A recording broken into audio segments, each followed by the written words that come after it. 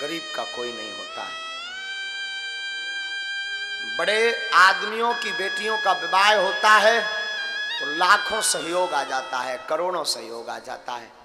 गरीब के घर पर कोई खाने तक नहीं जाता है।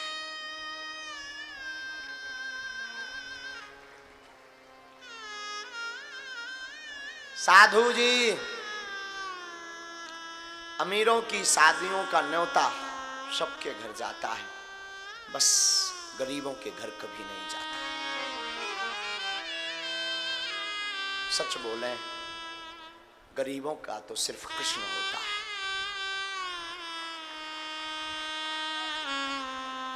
ना अपने साथ देते हैं, न परिवार साथ देता है, न मित्र साथ देते हैं। तुम किसी पद पर बैठ जाना, 50 रिश्तेदार खड़े हो जाएंगे, ये हमारे मामा के लड़का लग रहे हैं, ये हमारे ताऊ लग रहे हैं, ये हमारे बब्बा लगते हैं। नहीं भी है तब भी लगते हैं।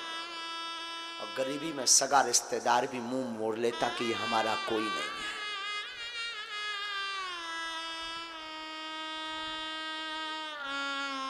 मैं निवेदन करूं आप सबसे, गरीब का कोई नहीं होता। तुम्हारे आसपास भी ऐसा कोई होगा जिसका कोई नहीं होगा। मेरी कथा सुनकर अगर जा रहे हो तो एक काम करना, आज से जिसका कोई ना होना उसके तुम बन जाना।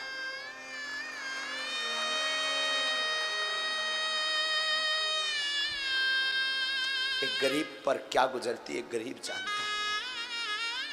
त्योहार आते हैं, सबके बच्चे खुशियां मनाते हैं,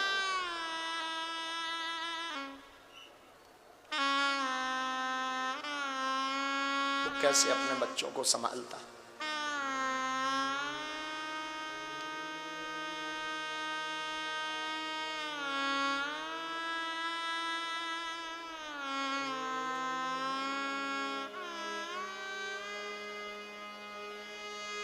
साधु हमने बड़े नजदीक से अपने जीवन में देखा,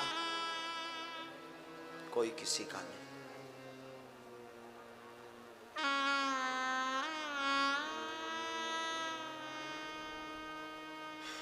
शिवा हनुमान जी के कोई किसी का नहीं होता है।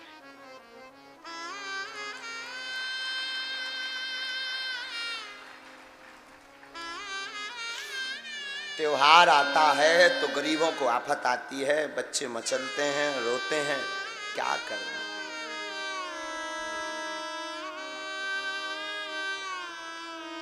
रिश्तेदार न्योता तक नहीं देते क्योंकि इसे कुछ दे नहीं पाना। लोग उधारी भी नहीं देते, उधारी भी उन्हीं को दी जाती जो अमीर होते हैं,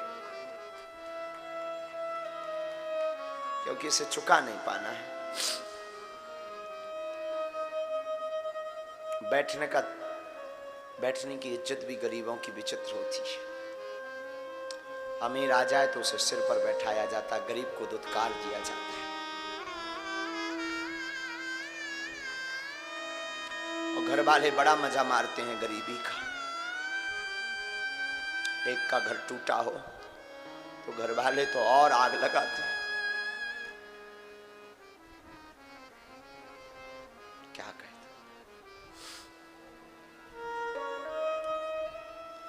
बन जाते हैं लाखों रिश्ते जब पैसा पास होता है, टूट जाता वो रिश्ता गरीबी में जो सबसे खास होता है।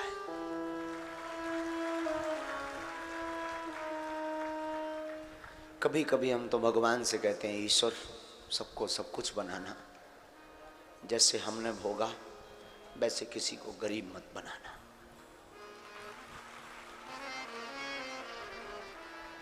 इसलिए तो हमने अपने धाम पर, अपने जीवन में लोगों को ये जरूर दिखता कि महाराज ऐसा बोल रहे वैसा बोल रहे, कभी ये नहीं देखा कि हमने अपने जीवन में एक भी चढ़ोतरी निज जीवन में खर्च नहीं की। भूख क्या होती है, साधु जी, जो ये बागेश्वर धाम पे भंडारा चल रहा ना, उसके पीछे भी कारण यही है। हमने अपने जीवन काल में 3-3 दिन तक भोजन नहीं किया। चावलों की रोटी खाई, शाम को मिल गया तो सुबह नहीं मिला। उस जमाने में 1 रुपए का पार्ले जी का छोटा पैकेट आता था, 8 बिस्किट होती थी, 1.25 रुपया, 1.5 रुपया, फिर धीरे धीरे 2 रुपए का आने लगा।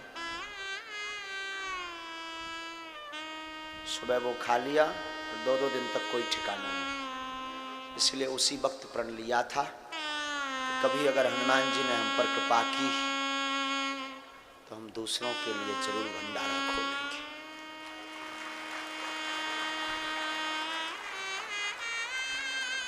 और आज हनुमान जी की ऐसी कृपा, रोज 2 से 4 हजार लोग प्रसाद बागेश्वर धाम पर पा रहे हैं।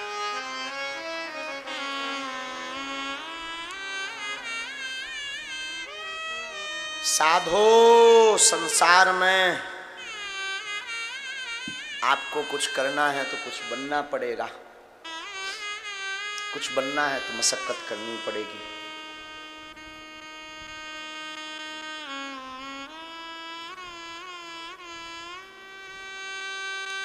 गरीबों की पढ़ाई भी बड़ी विचित्र होती है।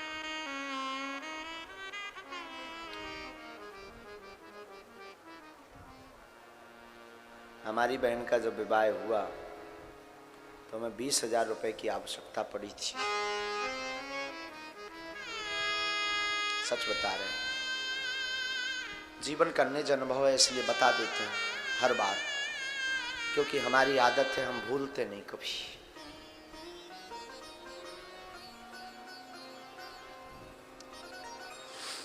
पंद्रह दिन घूमे थे, उधार नहीं मिले थे, क्योंकि हमें चुका नहीं पाना था, उनका ऐसा मानना था।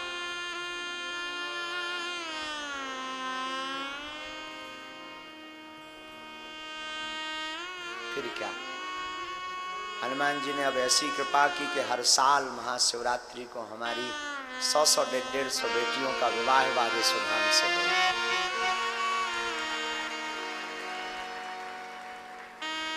इसीलिए हम तुमसे कह रहे हैं कि तुम्हारे आसपास कोई हो तो तुम सहायता जरूर करना। कभी अगर उसका चंद्रमा चमकेगा ना, कभी उसका दिन बदलेगा ना, तो वो तुम्हें भी ऐसे हाथों में लेकर के घूमेगा।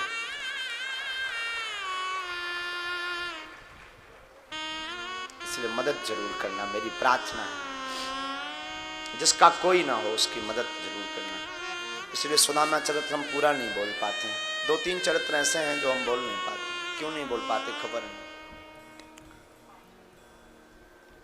आज की कथा जिन्होंने सुनी, हम प्रार्थना करेंगे, गरीबों का कोई नहीं होता है, तुम जरूर मदद करना, तुम जरूर मदद करना। अगर हमारे परिवार के हो तो, अगर बागेश्वर धाम परिवार के हो तो तुम जरूर मदद करना।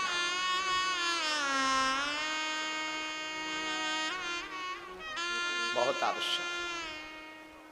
कोई गरीब का बच्चा हो, पढ़ने में उसे दिक्कत हो, पढ़ाओ।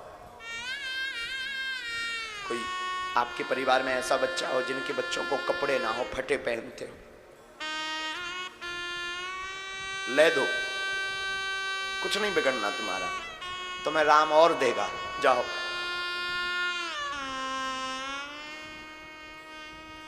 कोई बहुत बीमार हो, कोई सहायता ना कर दो, थोड़ी सी मदद कर दो, समझ लेना शनिचर उतर गया।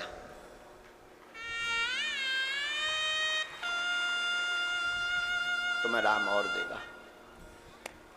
क्या बोल दें साहब,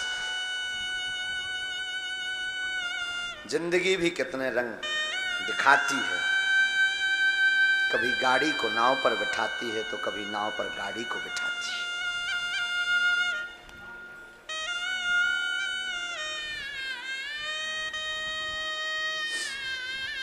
सुदामा के जीवन में भी ऐसा गुजरा। कोई साथी नहीं सुदामा का सिवा कृष्ण के।